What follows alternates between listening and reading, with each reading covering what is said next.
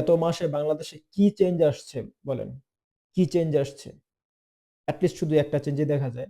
সরকার প্রধান তিনি খুবই আলেমদের সাথে, সাধারণ মানুষের সাথে সবকিছুতে তিনি ১৭টা বছর লন্ডনে ছিলেন, একটা ফার্স্ট ওয়ার্ল্ড কান্ট্রিতে ছিলেন তিনি। আহ, তিনি অনেক কিছু দেখছেন, তিনি অনেক কিছু শিখছেন। তিনি সেগুলা বাংলাদেশে ইমপ্লিমেন্ট করার চেষ্টা করতেছেন। আজকে আমি একটা ভিডিও দেখলাম যে ঝিনাইদহে হকি স্টিক, তারপর ঢাল নিয়ে মারামারি করতেছে,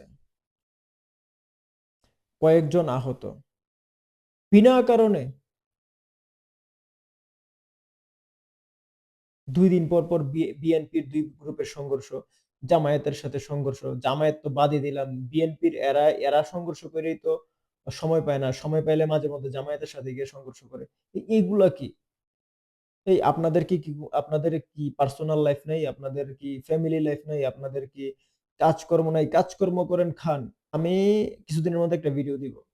এখানে ফ্রান্সে বিভিন্ন পার্ক গুলাতে লাইব্রেরি আছে। অবসর সময়ে তারা আপনাদের মতো চুগলখড়ি করে না। অবসর সময়ে তারা মানুষের নিন্দা করে না। পার্কে যায়, বসে, বই পড়ে, কাজ করে, সুন্দর জীবনযাপন করে। আমি এখানে আসার পরে এখন অবধি আমি কোনো ফরাসি কাউকে, মানে ফ্রান্সের নাগরিক, আমি দেখি নাই কারোর সাথে উচ্চ শব্দে জোর গলায় কথা বলছে।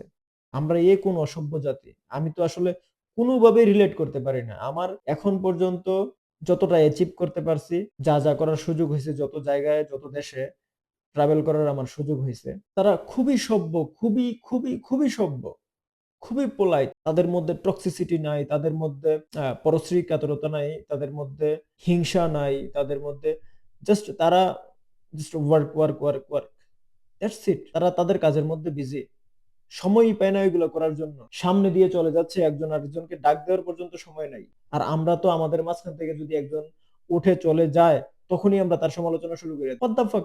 মানে এত সময় আমরা কোত্থেকে পাই? হোয়াই? এগুলা করা কি খুবই প্রয়োজন? Mind your own business. বাংলাদেশে বর্তমানে যেটা প্রয়োজন, নাম্বার ওয়ান, সামাজিক ও রাষ্ট্রীয় সিকিউরিটি ব্যবস্থা ঢেলে সাজাতে হবে। অপরাধীদেরকে বিচারের আওতায় আনতে হবে এবং শাস্তি নিশ্চিত করতে হবে।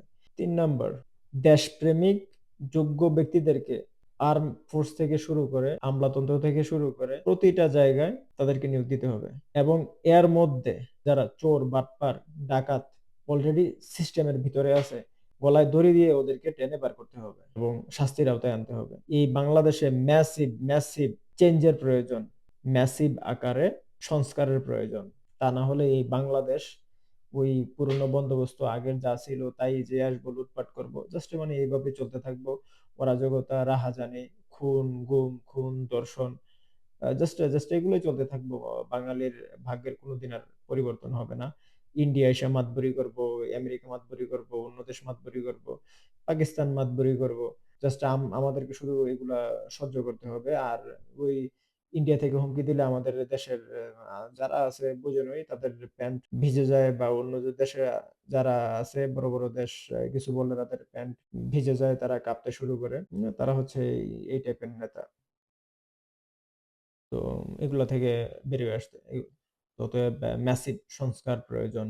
আমি কারোর পক্ষে বা বিপক্ষে বলতেছি না, আমার প্রতিটা কথা দেশের পক্ষে। এই যুদ্ধ থেকে ইউক্রেন ইউক্রেন ওর ইরান ওর এর আগে বা ইরাক, সিরিয়া, লিবিয়া, লেবানন, এগুলা থেকে আমাদের শিখার প্রয়োজন আছে। ইসরায়েল গাজায় যে জেনোসাইড করতেছে, ইন্ডিয়া সেম কাশ্মীরে সেম জেনোসাইড করতেছে, just copy paste, same formula. আজকে ইরান আক্রান্ত, তার মানে তো এই না যে এরপরে নেক্সট কে আছে after Iran, who will be attacked, who will be the victim? That's a real question, for the question. Maybe তুর্কি, মেবি পাকিস্তান।